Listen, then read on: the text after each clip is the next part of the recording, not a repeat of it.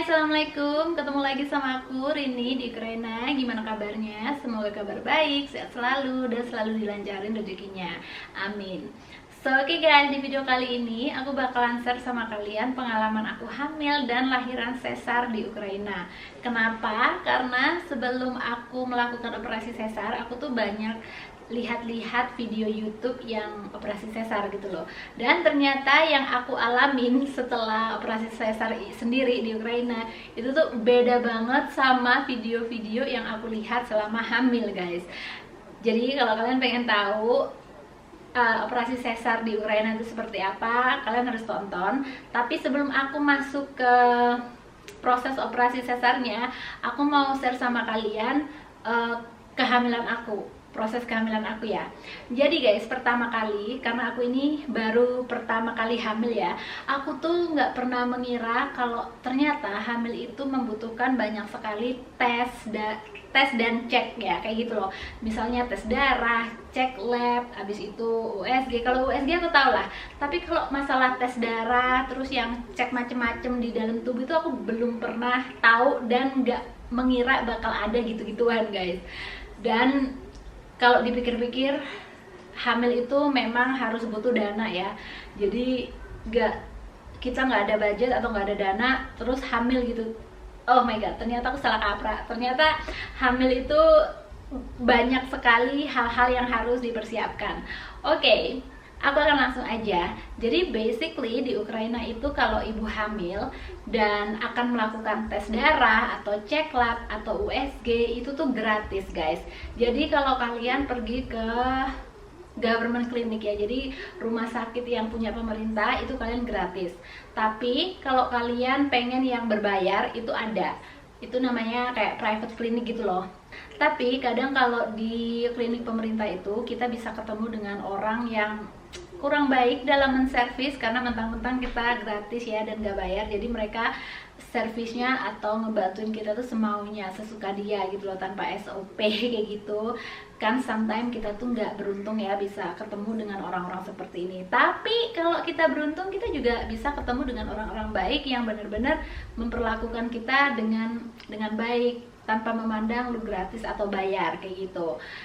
Dan kalau di private clinic itu ya jelas ya, kalau namanya private pasti servisnya lebih bagus karena kita bayar gitu kan.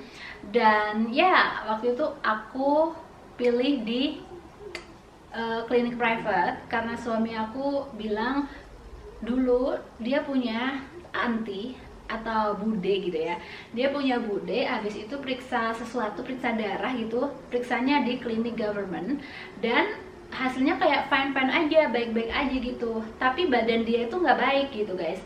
Dan setelah itu dia pindah ke private clinic dan ternyata hasilnya itu ada problem di dalam tubuhnya.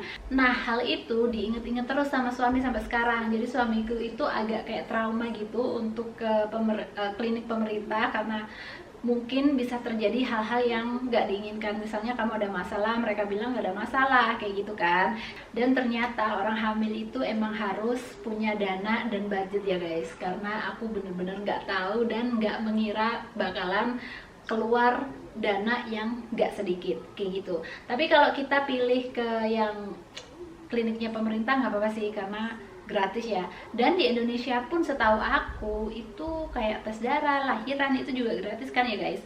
Kalau ada BPJS ya, please let me know di kolom komentar apakah pemegang BPJS di Indonesia itu gratis tes darah, gratis cek lab, gratis semuanya gitu ya. Let me know di kolom komentar.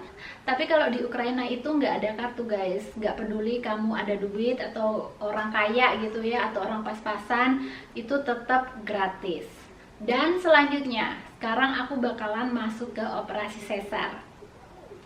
Oke guys, karena aku ada masalah dalam kandunganku yaitu placenta previa ya, jadi aku diharuskan untuk operasi sesar. Dan di Ukraina itu untuk operasi sesar juga juga gratis sebenarnya.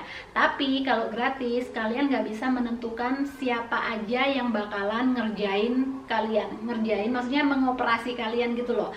Jadi dokternya, susternya itu dipilih oleh rumah sakit. Jadi adanya ini ya, lu dapat orang ini yang ngerjain lahiran kamu gitu. Tapi kalau kalian pengen yang lebih baik servisnya, misalnya aku pingin dokter ini karena berpengalaman, aku pingin suster ini karena dia servisnya bagus, itu bisa, tapi kalian harus bayar kayak gitu guys. Jadi pengalaman aku ya, karena aku agak takut-takut gitu, jadi aku bilang sama suami aku, kita bayar aja deh ya, karena takut gitu ntar kalau ketemu sama dokter yang nggak bagus atau suster yang nggak ramah servisnya, jadi aku kayak nelongso gitu guys. Kan aku bukan orang sini ya, udah jauh-jauh dari Indonesia, terus lahiran di negara orang tanpa orang tua, tanpa saudara, terus di servis nggak bagus, kan kayak nelongso gitu ya. Akhirnya aku bilang sama suami aku, oke beb, aku bayar aja deh, nggak apa-apa, untuk dapat apa ya, dokter yang baik gitu. Akhirnya aku milih dokter sendiri, milih orang-orangnya sendiri yang bakalan ngebantu aku lahiran kayak gitu. Jadi akhirnya aku pilih yang bayar. Dan waktu itu oh my god, ternyata bayar sama gratis itu ternyata sama aja guys. Kalau aku lihat orang-orang operasi sesar yang di Indonesia pas masuk ke ruang operasi itu kayak sweet banget, tidur di rumah, tidur di ranjang yang ada itu, yang ada rodanya itu, didorong kayak so sweet gitu ya. Kalau aku enggak dong, aku jalan kaki guys. Jadi dari kamar aku sebelum operasi, kan aku udah tinggal di rumah sakit dulu ya, jadi perjalanan dari kamar ke ruang operasi itu aku jalan kaki. Nggak jauh sih, nggak jauh, cuman aku kayak kaget aja karena ekspektasi aku itu seperti yang ada di video-video Indonesia gitu loh. Jadi aku tidur terus didorong gitu ya, ternyata enggak.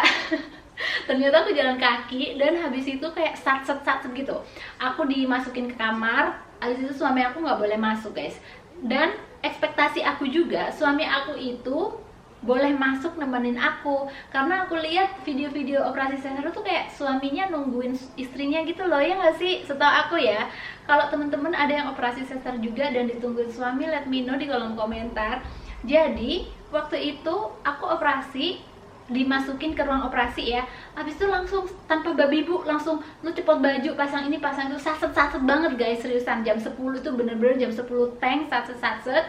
Habis itu aku kan merem ya, jadi karena aku tuh sebenarnya takut sama apa, hal-hal yang berbau ke dokteran gitu, kayak jarum suntik itu aku takut banget guys. Jadi waktu itu aku cuma merem aja sambil baca-baca ayat-ayat pendek, baca zikir kayak gitu kan, karena kita nggak tahu apa yang bakal terjadi gitu loh, kayak orang-orang ini bakal apa yang mereka lakukan ke dalam tubuhmu gitu. Jadi kita aku cuman berserah aja sambil baca-baca ayat. Itu pun saking nervous dan takutnya, baca ayat tuh kayak nggak selesai guys, kayak dibolak-balik gitu, kayak baca Al-Fatihah aja nggak bisa, kayak balik-balik itu ayatnya, habis dibaca balik lagi saking takutnya.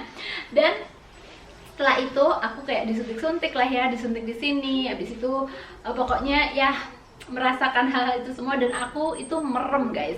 Aku nggak tahu itu aku tidur nggak sadar atau ngefly, tapi seingat aku waktu pertama masuk ruang operasi yang langsung disuntik-suntik itu, aku tutup mata karena aku nggak mau lihat, dan bangun-bangun kayak udah kayak di ruang lain gitu, kayak di ruang lain, terus udah merasa nyaman, ada enak, kayak nyaman banget, enak banget gitu, nggak sakit sama sekali.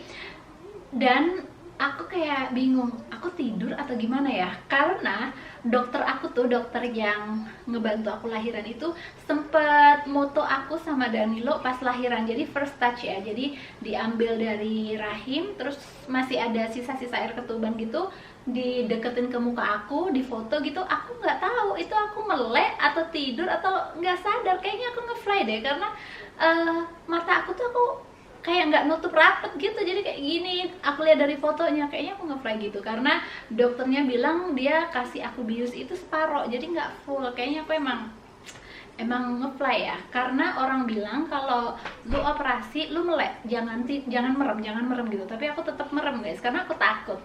Dan setelah aku dipindah ke kamar lain itu, aku kayak merasa nyaman sekali, kayak nggak sakit apa-apa, kayak ngerasa nyaman aja gitu guys.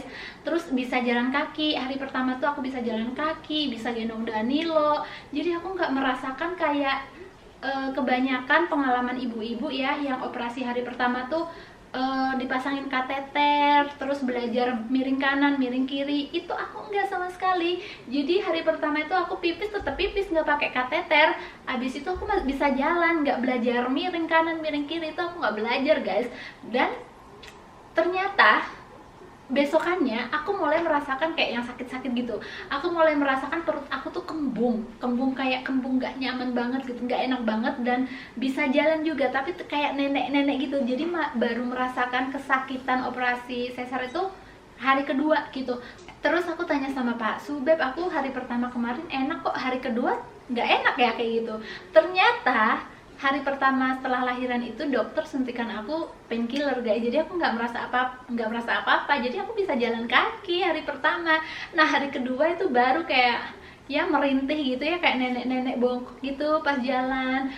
But anyway, sama dokternya itu disuruh tetap latihan jalan, disuruh mandi, disuruh ke toilet, belajar pup kayak gitu. Jadi dokter sini itu tanpa manja-manja. Ya guys, satu lagi FYI, di sini ya di Ukraine itu dokternya, susternya itu kayak nggak ngemanjain kamu sama sekali. Kayak servisnya itu kayak walaupun kita bayar dia tuh tetap kayak oke, misalnya nih ya, misalnya diajarin mijitin susu, kamu mijitnya gini, that's all. Kayak nggak di Indonesia. Kalau di Indonesia kan ibu kayak servisnya bagus banget, diajarin sampai bisa pelan-pelan gitu ya. Di sini enggak guys, di sini tuh bener-bener kayak lu harus mandiri, harus strong, no manja-manja. Dan aku tanya sama temen aku yang lain yang mengalami operasi sesar itu juga sama, dia bilang juga, oh di sini suster dokternya nggak kasih kita manja-manja, langsung lu harus bisa. Hari pertama langsung disuruh jalan, hari kedua lu harus mandi, harus ke toilet, pokoknya bener-bener harus, nggak boleh manja-manja deh, pokoknya bener-bener nggak boleh manja-manja. Dan aku rasa kayak oh my god, ini bayar ya, bayangkan yang nggak bayar gitu loh. Kan aku orang Indonesia, jadi terbiasa dengan keramah tamahan servisnya, keramah tamahan orang-orangnya dalam melayani gitu loh ya. Ternyata di sini tuh enggak. Jadi aku baru tahu tahun depan kalau insya Allah kalau aku hamil lagi aku nggak akan berekspektasi lebih. Jadi karena aku udah tahu ya guys ya, ternyata servis orang sini tuh gitu, lu harus mandiri kayak gitu, no manja-manja, no at all kayak gitu guys. Dan akhirnya setelah 3 hari nunggu di rumah sakit ya, 3 hari nunggu di rumah sakit itu aku pulang kayak gitu guys. Dan setelah itu aku sempat tanya sama Pak Su, apakah di Ukraina itu yang operasi sesar juga sama diperlakukan kayak aku gitu ya. Dan ternyata enggak guys. Jadi aku yang bayar aja merasa kayak nggak diservis dengan baik, jadi nggak dimanja-manja gitu ya. Apalagi yang nggak bayar gitu, apalagi yang nggak gratis, pasti bakalan nelongso banget kayak gitu. Dan aku harap nih ya, dimanapun di Indonesia, di Ukraina atau dimanapun itu, para dokter, para suster yang bekerja di bawah rumah sakit pemerintah itu hopefully ya melayani pasiennya dengan baik, nggak semena-mena gitu ya, mentang-mentang gratis gitu kan. So ya, akhirnya aku udah bisa pulang ke rumah dan baru merasakan kenikmatan operasi sesar itu di rumah guys. Pas di rumah sakit kayak yang hari pertama fine-fine aja karena selalu ada painkiller gitu ya. Jadi aku dapat painkiller itu 2 kali dalam sehari pas di rumah sakit biar nyaman tidurnya katanya ya. Tapi setelah di rumah, oh my god, nikmatnya operasi sesar baru kerasa guys. So oke guys, untuk video hari ini sampai di sini. Next aku bakalan bikin video di Ukraina itu orang lahiran dapat jatah duit dari pemerintah. Kalau kalian pengen tahu seperti apa dan totalnya berapa, kalian bisa subscribe. Insya Allah aku bakalan bikin videonya besok atau nanti gitu ya. So oke guys, untuk video hari ini sampai di sini. Kalau teman-teman ada pengalaman tersendiri saat operasi sesar, teman-teman juga bisa tulis di kolom komentar karena aku suka baca-baca komen kayak gitu. Walaupun video aku nggak ada yang komen. So oke guys, thank you so much for watching. Kalau kalian suka dengan video ini, please like. Kalau mau komen, silahkan tulis komen kalian di bawah. Kalau mau subscribe, mau di subscribe. Dan I will love to see you again on my next one. Assalamualaikum guys, bye.